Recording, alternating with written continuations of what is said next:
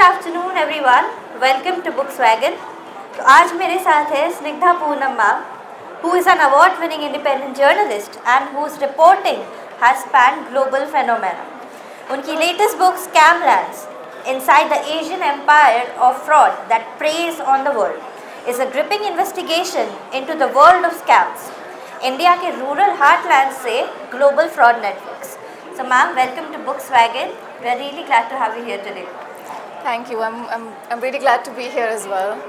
Excited to talk a little bit more about the book. Thank you so much, ma'am. Ma'am, Scamlands follows fraud networks, right, from India to parts of Asia and beyond. So what first drew you into this world and why did you think it needed a full-length book on it?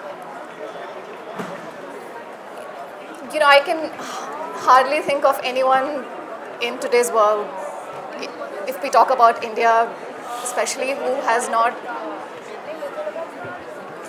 faced an experience of trying to being scammed. हर किसी के साथ ही कुछ ना कुछ ज़रूर हुआ होगा या उनके साथ नहीं हुआ होगा तो उनके किसी फैमिली मेम्बर के साथ, किसी एक्वाइंटेंस के साथ, किसी फ्रेंड के साथ हुआ होगा. It all started with, it started becoming really mainstream with the Jamtara kind of scams where they would call you and would ask you to do your KYC, etc. And then, over the years, it's got to a point where, we have like much more dreadful, devastating scams like digital arrests. जहाँ पे लोगों को अपने घर में कैद कर लिया जाता है और उनको टॉर्चर किया जाता है, ब्लैकमेल किया जाता है, उनकी सारी सेविंग्स ले ली जाती हैं.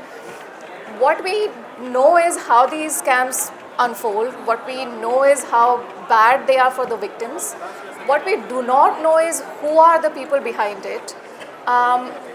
Also, what I did not know and I wanted to find out was just how large these networks have become. ये लोग कौन है और कहाँ हैं और कितने लोग हैं. और जब हमारे साथ स्कैम होता है तो हम सोचते हैं कि फ़ोन के उस पार जो आदमी है वो क्रिमिनल है, वो स्कैमस्टर है. पर जब मैं ट्रैवल करने लगी इन जगहों पे जहाँ पे कि लोग, जहाँ से फ़ोन कॉल आते हैं आपको, जहाँ से ईमेल्स आते हैं आपको, तो वो बहुत ही ऑर्डिनरी लोग हैं. गरीब घरों से हैं, बहुत सारे गाँव में रहते हैं, छोटे शहरों में रहते हैं और अपने आप को वो क्रिमिनल नहीं समझते हैं. और वहाँ से शुरुआत हुई जामताड़ा के जैसे गाँव से, पर फिर मैं आगे बढ़ती रही और as I put in the introduction to the book, now the book travels through an invisible empire of scams where villages upon villages, towns upon towns are just engrossed in scam activity. And I've tried to listen to the people who run these scams. वो किस लिए इस ज़िंदगी को अपनाते हैं और क्या फिर उसका फ्यूचर क्या होता है उनका और उसका जो असर है वो हमारी सोसाइटी पे क्या पड़ रहा है, चाहे वो इकोनॉमी कह लें आप या सोसाइटी, पॉलिटिक्स, एक जो कल्चर है. As the main thing the book asks is what happens to a society when deception becomes a way of life. So that question is what led me, what sort of set off my journey. Ma'am, तो अभी आपने बोला that you have visited so many places and those people don't consider themselves as criminals, as scammers जो हम बोलते हैं. तो मैं जहाँ तक समझ पा रही हूँ इसके पीछे तो एक ही रीज़न है, पैसा. So आपके मतलब in your understanding आप इस चीज़ का मेन रीज़न क्या समझते हैं? Who is the main cause according to you? सबसे जो एक पहला इंस्टिंक्ट आता है हमारे लिए वो यही है कि वो पैसे के लिए स्कैम्स करते हैं और वो गलत नहीं है. पैसा होता है एक बहुत बड़ा ट्रिगर इसके लिए और बहुत पैसा कमाने की पोटेंशियल होती है इन स्कैम्स में. चाहे वो दूर दराज के गाँव से भी लोग जब इस ज़िंदगी को अपनाते हैं उनको पता है कि वो लाखों करोड़ों पैसे कमा सकते हैं. लेकिन सिर्फ पैसा ही नहीं है जो लोगों को हज़ारों hundreds of thousands, millions of people are now joining this world, and not just because of money. It's also like, we are talking about places where the narrative of progress has not reached at all. अगर आप दिल्ली, बॉम्बे जैसे शहर की बात करें तो हमें लगता है कि देश कितना बदल गया है. हर किसी के पास थोड़ी बहुत अपॉर्चुनिटीज़ आई हैं, एजुकेशन का लेवल आगे बढ़ा है, इकोनॉमी का लेवल आगे बढ़ा है.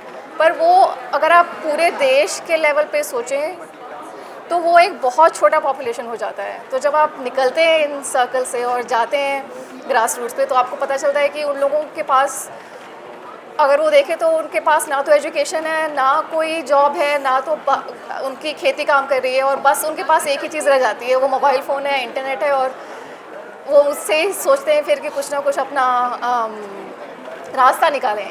तो वही एक चीज़ बच जाती है। और it's like a question of what happens when opportunities are scarce but ambition is not.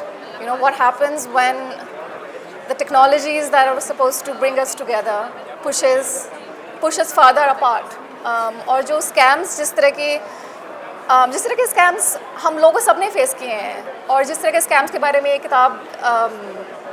किताब है, जिस तरह के स्कैमस्टर्स से मैंने बात की है, वो उनको पता है कि हमारी सोसाइटी में कितने भेदभाव हैं, कितने डिविजन्स हैं, और उसी में वो स्कैम्स, उन्हीं जो इतने स्पेसेस जो क्रिएट हो गए हैं हमारे बीच में, उसके अंदर ही स्कैम सेंटर होते हैं।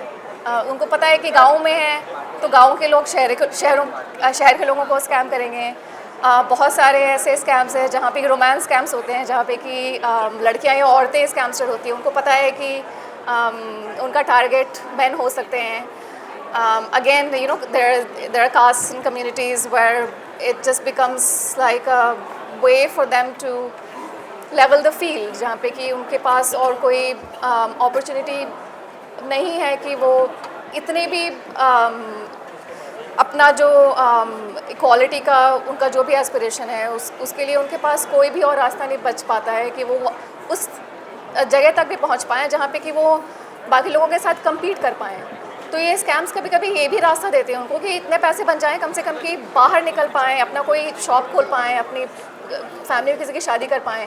तो ये सारी चीज़ें पता नहीं चलती हैं हमें जब तक कि हम इस दुनिया के अंदर नहीं जाएं। बिल्कुल सही कहा आपने मैम। मैम प्लीज़ ये बताइए कि इसके पीछे जब आपने रिसर्च करी, आपने इतने विजिट्स करे, तो रीडर्स को प्लीज़ कोई एक ऐसे एक्सपीरियंस के बारे में बताइए that changed your way of thinking about the scams that happen, about the people who do it, and something which you encountered which actually surprised you, which can be actually alarming for us, please. Yeah, absolutely.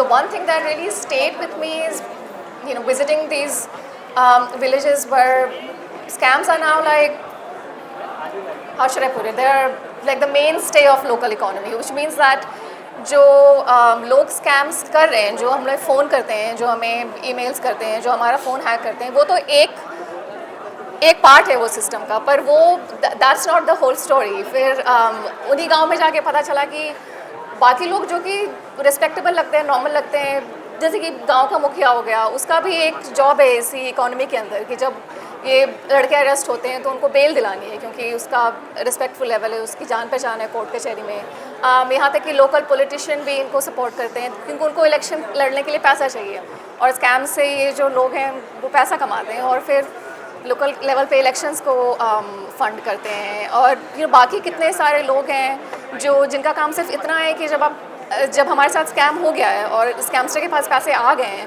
तो फिर वो उनको मदद करते हैं कि कैसे उनके बैंक में ना जाके पैसे किसी तरह किसी ऑनलाइन प्लेटफॉर्म पे शायद उनकी तरफ से वो शॉपिंग कर लें, या फिर उनकी कोई डिजिटल वॉलेट खोल लें या कोई ऐसा अलग बैंक अकाउंट खोल लें ताकि वो स्कैमस्टर्स के ऊपर पुलिस उनको ना पकड़ पाए। तो ये पूरा जो सिस्टम है वो इन्वॉल्व हो जाता है एक पूरे गांव के तौर पे, ना कि सिर्फ जो इंसान स्कैम कर रहा है या जो उसका एक गिरोह है वो स्कैम कर रहा है। ऐसी मेरी अंडरस्टैंडिंग थी, पर जो मुझे जाके वो पता चला वो ज़्यादा स्कैरी है कि ये सिर्फ स्कैमस्टर्स ही नहीं है इस सिस्टम में, हर कोई इन्वॉल्व है। Actually this is very scary ma'am. I really like you to give a message to the readers जो इस बुक को पढ़ेंगे, so that it can really create an impact on them. Please. I mean, the thing I really want people to take away from this book is to not think of scams and scamsters as something that is outside of our normal, regular, law-abiding mainstream world, but they are amongst us. They are all around us. Some of us might be in a position where we might have to cross the moral line, and to think of this as a system in which we are all implicated, and to understand their point of view rather than think of this as something that the police can solve, or or a new law or a regulation can solve. Thank you so much, ma'am, for letting us know so much. Actually, it really changed even my view about that, and I'm sure people will also get so much impact from your book. So thank you so much, ma'am, for being here today. Thank you. And thank you everyone for being with us here. Thank you.